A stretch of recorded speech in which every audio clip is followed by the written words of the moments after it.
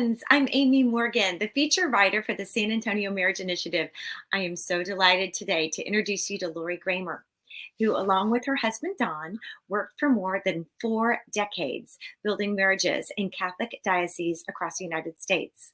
Lorrie and Don were early advocates of marriage building after the marriage encounter they attended on their second wedding anniversary in 1974 proved transformational. In the past 40 years, they've helped more than 25,000 couples prepare for marriage through the Diocese of Rockford, Illinois, where they served as diocesan family life directors for 30 years, including 22 years as directors of the Bishop Lane Retreat Center and 7 years as directors of the Office of Family, Youth, and Young Adults. Their latest efforts have been with the nonprofit they created in 2013, and it's Marriage Building. And then there's the Spanish version, USA. And I'm going to let Lorrie say that part. But Lorrie, thank you so much for being here. Thanks, Amy, for inviting me to come today. And the Spanish part of Marriage Building is Construyendo Matrimonios USA. So we're excited that we have created a marriage, if you will, or it's more than just a partnership, but a way that we can promote and encourage, strengthen, prepare all of the aspects of marriage that I think are so valuable today. You know, Don and I have had a passion to do marriage right since day one. And that's where our personal marriage ministry started, learning to be married to each other. And the most difficult part of marriage is that there are 2 people in it. We each have our own stories, our own needs, our own thoughts, our own shortcomings. And somehow in all of this, we work to make a marriage. We just celebrated our 50th wedding anniversary last week. And congratulations. And with the intent was that we would celebrate a renewal of vows in the church that we married in Fort Worth, Texas. But we live up in Northern Illinois, and Don has had quite the summer. And so he actually ended up in the hospital instead of us having a chance to renew our vows. But that's what marriage is all about as well. You know, you things change, you adapt. And as we tell those 25,000 couples who we've helped prepare for marriage, it's like signing a blank check. We don't know who's going to be how sick or how poor are we talking about or what the good times or the bad will be, but we still are saying I do to it. And our vows mean something. Well, you know, that you have provided such a wonderful example, and I'm sorry that Dawn is not well. And we will pray for speedy recovery. Thank you. I know that means a lot. With 50 years, you guys have been married far longer than probably double the time of your life that you weren't married. So my husband and I are at 27 years, and we've kind of tipped that balance right there. We've been together more years than not. And that's kind of true. You talked about your background and your motivation, how you guys started. You started kind of at that marriage retreat, but it really started farther back, right? Growing up, you saw some things that weren't great in your parents' marriages, right? And you really wanted to do better. Oh, that is so true, Amy. You know, both of our parents, Don's as well as mine, they divorced after we were married. But the trauma, the problems, the stresses, they were there each of our upbringings. And where do we learn to be married? You know, it's in our homes, and it's with the good and the bad, and even sometimes the ugly. And what it left us thinking is that we wanted to do something to make a difference. I don't think there were enough resources available on either side of our families to help our parents, you know, kind of put things back together or learn some skills so they could hear what each other are saying. And that's where we've spent the rest of our marriage is trying to not only learn the skills and apply them to our marriage, but then to be able to share and give witness and coach and do the things that will help, again, make other marriages stronger. Yeah, and Don had a career in the military, but then you guys really felt led pretty shortly afterward to full-time go into ministry, correct? That's true. He was stationed at Fort Hood when we married, and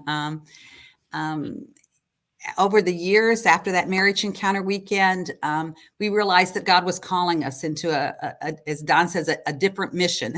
He resigned his warrant officer responsibilities. He was a helicopter pilot. He flew Cobra gunships in Vietnam, which had its own set of realities that we had to face and deal with as a married couple in those years that followed. But yeah, we really felt it was important to get in there and make a difference, to be a part of a church that strengthens marriages, not just says, all the beautiful things that we believe about marriage, but really actually helps us to be married well, and to help us to kind of set holiness as a goal, as opposed to just happiness. Well, and for our marriage champions that are going to be watching this, you guys, that was kind of the pathway, right? You started as champions, and then felt called to go further. So for marriage champions, you and Don have spent your life kind of creating, being that support, and then creating these resources. So tell us about what you've done, what your work has been. Well, in the last 10 years or so, we created a nonprofit. We retired our positions there in the Diocese of Rockford, and we created this nonprofit that we call Marriage Building Construyendo Matrimonios USA.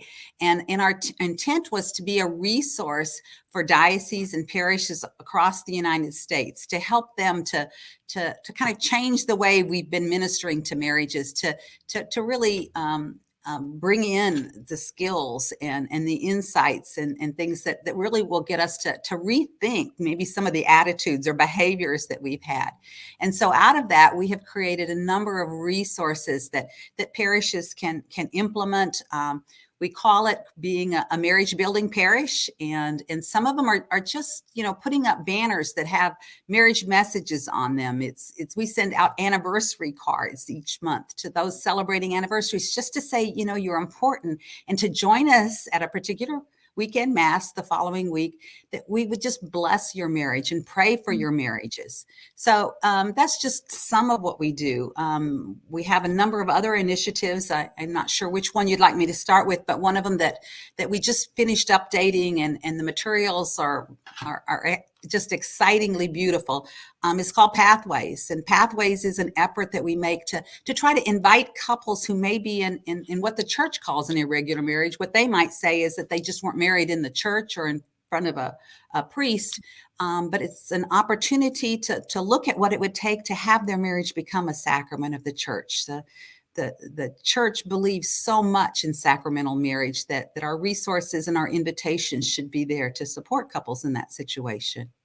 Because some things have changed, right? And so you can help couples see that there might be a pathway, why Mhm. you call it pathway, but to move toward that. And I know you had an example that we talked about of a couple that had been married, I think in Mexico, right? But had not fully gone forward to make it a sacrament. And tell us that example, because that kind of gives a good feel for it.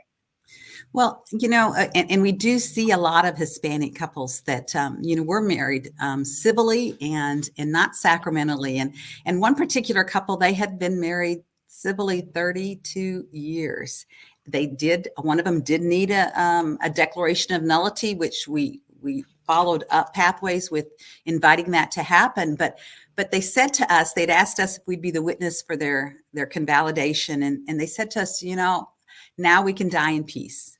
And that just really resonated with me, because, we are a people who want to be right with our God.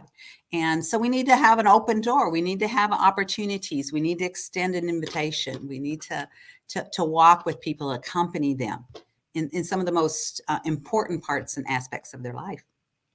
Well, tell me, let's say somebody is listening here and they have a position within their parish that or perhaps it might even be the family life director, or it may be the pastor or the priest himself. How do they connect with you to become a marriage building parish? What would those steps look like, and where would you start? We want to raise up marriage champions, leaders, people that are willing to witness from their own growth and efforts at having a good marriage.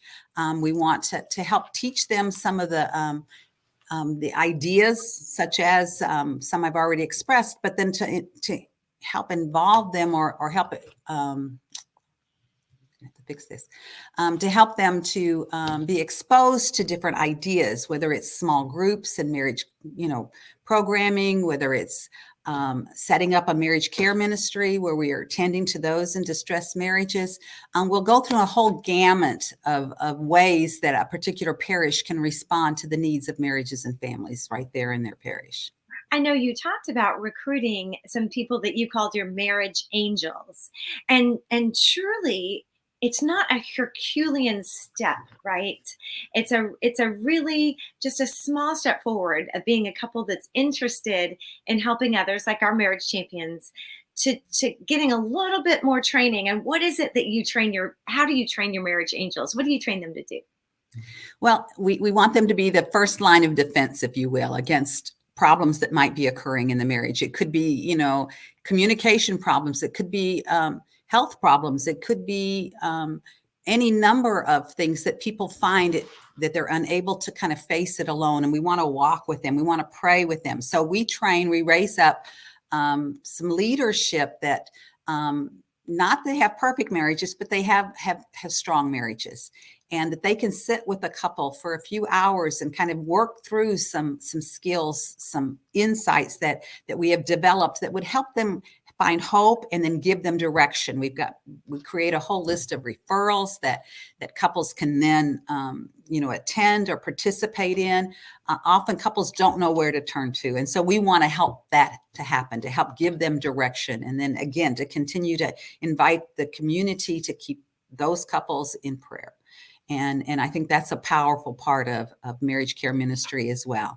And yes, we call them marriage angels. What do angels do? They look out for us. And so we want to make sure that the couples in our parishes are looking out for each other. Well, and I like that too, as being someone who's a marriage angel has a place. They have some training, but then they have a place to turn. They don't have to be the marriage counselor. And really, the priest doesn't have to be that. You don't create. Your programs are meant to alleviate concern, make things easier. You're not just plopping a program down on the pastor, or the priest, or the layperson and going, "You do it." You're helping them be equipped, and then also to send someone, because people are in all different stages. We've got the pre-marriage, we've got the enrichment, and then we have the people in crisis. And there's resources and there's people that are good at dealing with all that. And so a marriage angel just has to know where and how to get a couple from one place to the other, correct? Most definitely. And it's proximate. It's right there where the couples that find themselves at. Pope Francis, he said, the church should be a field hospital for the wounded, if you will. And where do they set up field hospitals, but right next to where all the action's happening. So we want something within the parish that the couple can readily ask for help from, and then get, again, the direction that would help them with other kinds of efforts and programming. And we would know the best counselors, for example, or the best counselors in finance, if that seems to be it. But it's really to try to kind of work our way through those resources, and then to know how best to recommend them to someone who needs them. Well, I love that. And then part of a parish deciding, or even a diocese deciding they want to be a marriage building church, you have some programs, and sometimes you kick it off with a festival, right? Just to kind of say, hey, we're moving forward. This is a new direction, and we're taking a stand here. Tell us about that, because I love a party. That sounds like a lot of fun. Well, and that's what we try to create. We pick a weekend in the parish so that we can be present at all of the different masses. And we create a festival, of marriage building fair, for another way of putting it. And we display all kinds of resources. We give away a lot of free things that they can use to strengthen their marriage at home. We have children's activities and games, because we want them to stay involved, and not be drawing their parents away from the information that we'd like the parents to have. We have a wonderful banner that says, Mom and Dad, thank you for investing in your marriage. And across the bottom, it says, I'm counting on you. And then we have the kids put their hands, use paint, and we fill this whole banner with all of the children's hands from the parish as a reminder to parents that their kids are counting on them. I think every kid deserves to be raised by the parents who gave them life or who adopted them. And so we want to make sure that parents realize how important that is to to their children. So it's just a wonderful opportunity. It doesn't last anything, maybe more than 30 or 45 minutes after each of the masses, but we have our volunteers in place, and they're passing out, again, all kinds of information. And so I think it's a wonderful way to change the way we think about marriage and marriage education in the parish. In the church. And now back to the word that I can't say, but you do, the Spanish aspect of Marriage Building USA. How does that incorporate it? Well, all of our resources are either have been translated or being translated as we speak, so that all of the resources are quickly and readily available to our Spanish speaking community. We had a priest some years ago say, we don't want to be the second line of getting the information. We want to work this through with you right side by side. And so that has really challenged us. And we have another couple, Lucia and Ricardo Luzando. They have spent some time in San Antonio, but they're doing most of the translation, and they do a lot of the trainings and help us to bridge that reality between the two cultures. And I know one of your, and that's so helpful for San Antonio, and just really across the nation. There are many people where Spanish is their first language, and if you're going to learn something important and really have it touch your heart. I know I have a friend in Spanish as her first language, and she attends church in Spanish because she speaks English. But for her to have something really touch her heart in the full understanding of the language, that having it be the language that she knows the best is important. So I think that is really important. Well, it is. And the words that we use that are most intimate, I think are, and I find this as I watch Lucia do some of the translations, those words mean something that they don't translate well, but it's they know how to express it in their first language, and their language of the home, I like to call it. Yes. Yes. So that's so important that you have done that. Some of your other programs and resources that we talked about, I know I personally loved your This Old Spouse program. I'm your target audience, but tell me about that one. I just thought that was so fun, and you had great success with that. Well, that one, you have to be at least 50 years old to attend. So you barely make that, Amy. But, I'm not so sure but the reality is we really wanted to communicate a way that strengthening our marriages doesn't end as we get older. And in fact, what we have found in offering a program called This Old Spouse is that we have to look again. We call it revisiting. Look again at the commitments we made and in the circumstances we now find ourselves in. One retirement book had a chapter and it says, I married you for life, but not for lunch. And that whole togetherness that starts to happen as retirement gets closer, or you're living in retirement, really puts some different kinds of strains on a relationship. Let's talk about that. Let's figure out what it is that we want to do to live the rest of our marriage in a positive, fun kind of way. And it's also a way that we're able to invite them into becoming marriage champions. If you've lived a life and you've worked through so many things, you become a perfect candidate to help us to share that with younger couples and couples in need. This Old Spouse is just a great way to do some marriage education. We had a couple that had been married 64 years that came, longest married couple that has attended. And she said to us when the day was over, we've done a lot of the marriage stuff over the years. She says, but you know what? My husband shared things with me today that I had never heard him say. And I'm like, wow. Creating those kinds of opportunities are critical if we want to really keep marriages strong and holy as we face those latter years of our lives. Well, and I know one of the things that you do during This Old Spouse, one of the exercise incorporates a marriage needs assessment. What is that? Because you use that kind of across the board, not just in This Old Spouse, correct? It's something that's come out of Adventures in Marriage, which is another skills-based program that will expose those folks that are becoming leaders for us. But it's called the CRESS assessment, and the couples take it and it identifies their top 3 needs and their the least 3 needs, and which is often very eye-opening, because it could be that my top three needs are your lowest three needs. So no wonder they're not plugging into the fact of what it is that they might do to support me in those needs. So on This Old Spouse, we do this exercise, and I had one gentleman. Actually, I asked all the gentlemen. I says, "How many of you have found that affirmation was one of your needs?" And most of the men in the group raised their hands. And so then it prompted me to ask one of the gentlemen, "Well, would you be willing to tell me about your relationship with your dad?"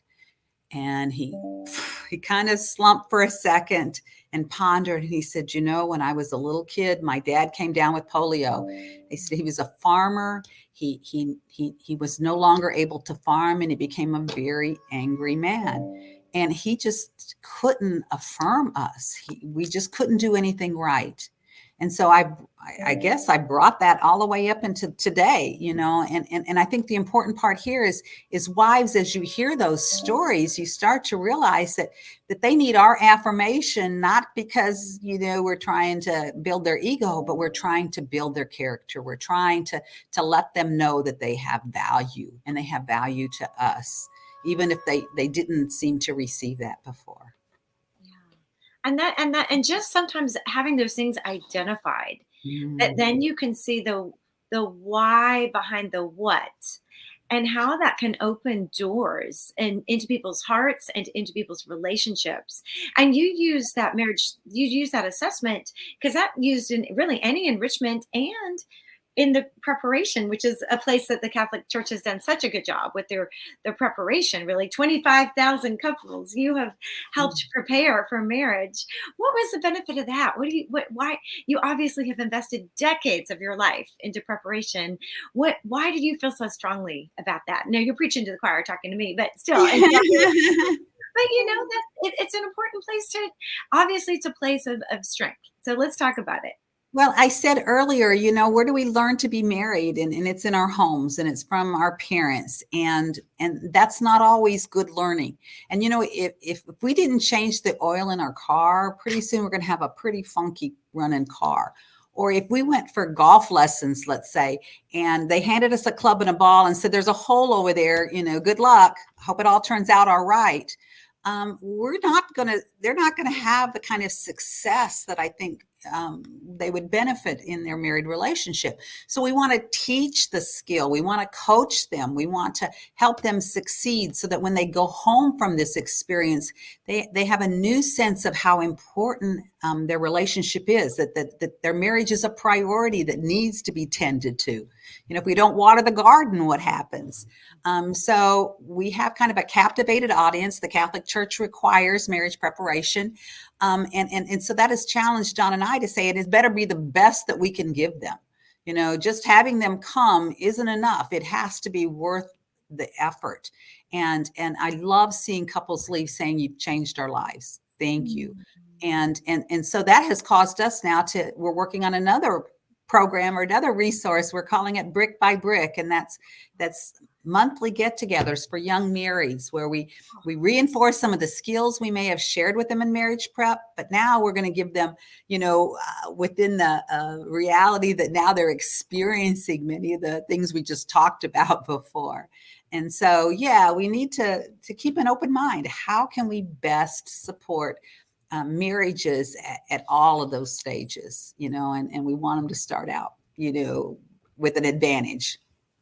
I love that you take that captive audience from the prepare and move them to the enrich through the brick by brick.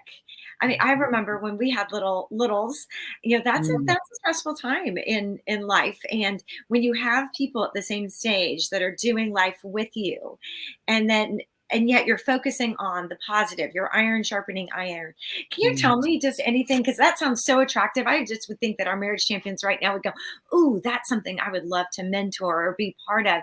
Can you tell me, just give me a little bird's eye view of what a monthly gathering would look like, and what they would do there, or how they could lead something like that? Well, what we've been putting together is separate individual gatherings, so that those that are leading it can say, let's work on this one this month, or maybe it's seasonally, so let's work on this one. One of them we were putting together right now is on communication. It's on listening. And so we have a prayer. We also have some kind of a prayer form during the evening that they could take home and use at home, just between the two of them. We teach a life skill, so why is it important that I understand you, or I don't understand you? Is there any way I ever can, and then teach them how you learn to understand each other, put them in those situations. We pair them up, two couples together. So one is a kind of a coach and the other one practices the skill. And sometimes just having somebody listening to us, we do a little better job. So, you try a little harder, right? Yeah, you try a little harder. But the reality is pretty quickly the couple begins focusing just on each other, and they forget that somebody's listening to them. But then they get some affirmation, or they may say, if you'd have tried it this way, maybe it'll work differently. So I think that's always helpful too. We always have childcare. So you mentioned young children. I think the parish has, must provide that, because too often that's an expense or a hardship or a reality. But what we want to do with the kids is give them some fun too, so they want to come back next time.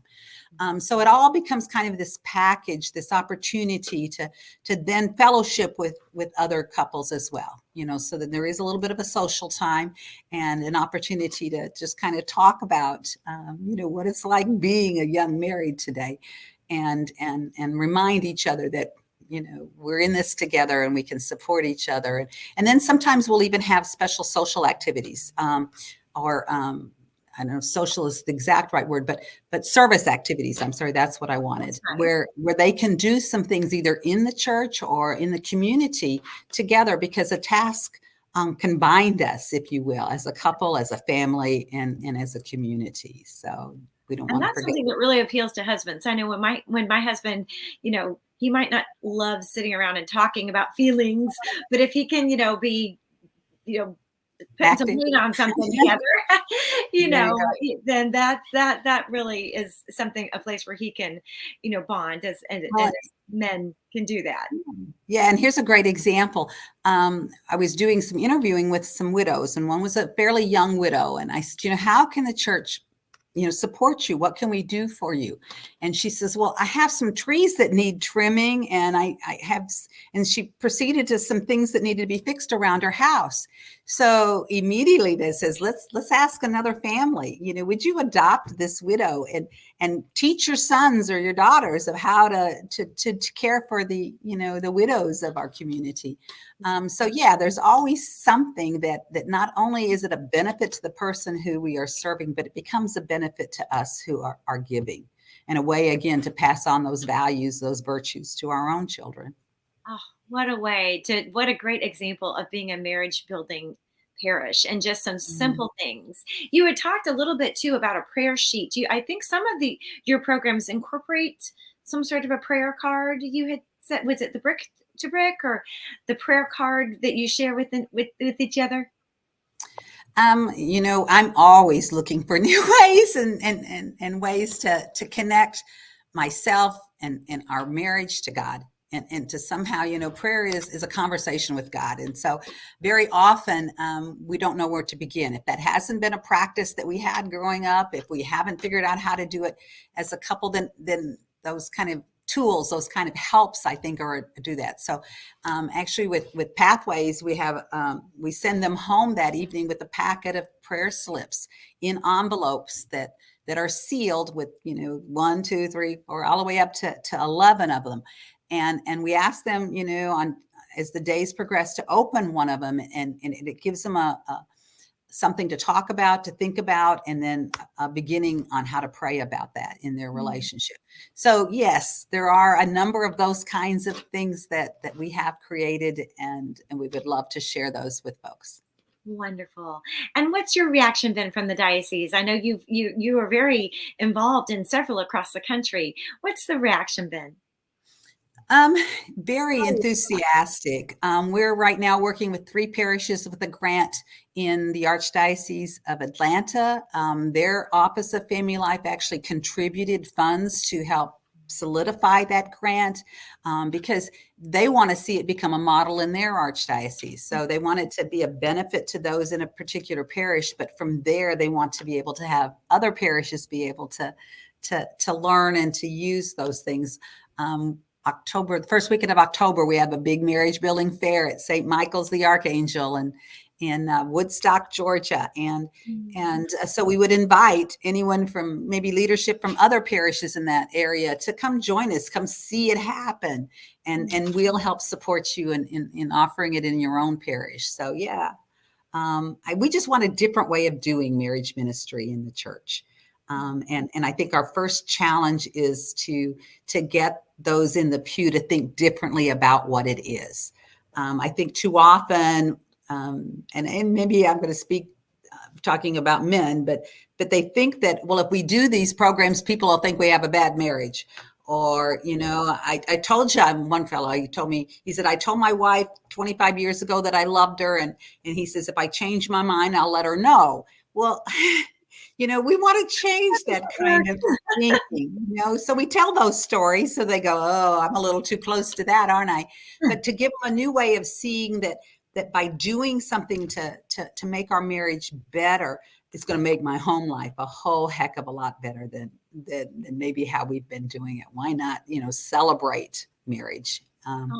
One of our marriage messages, I think one of those banners I said we put up, it says, patience is not simply the ability to work, or excuse me, simply not the ability to wait. It's how we behave while we're waiting. Okay, let's ponder that for a little bit, and so that's kind of, again, what we're hoping to do as we become a marriage building parish in a marriage building church. Wonderful. Oh, Lorrie, we could just keep on talking about all these ways that you have just really invested, you and Don, your lives into others and marriage building and marriage building purchase, but we have run out of time. So thank you so much for being here. It was just an honor and a pleasure to talk with you.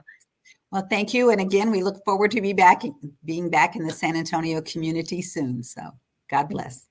When Marriage Champions, if you would like to learn more about Lorrie and Marriage Building USA, you can always find us at samarriage.org.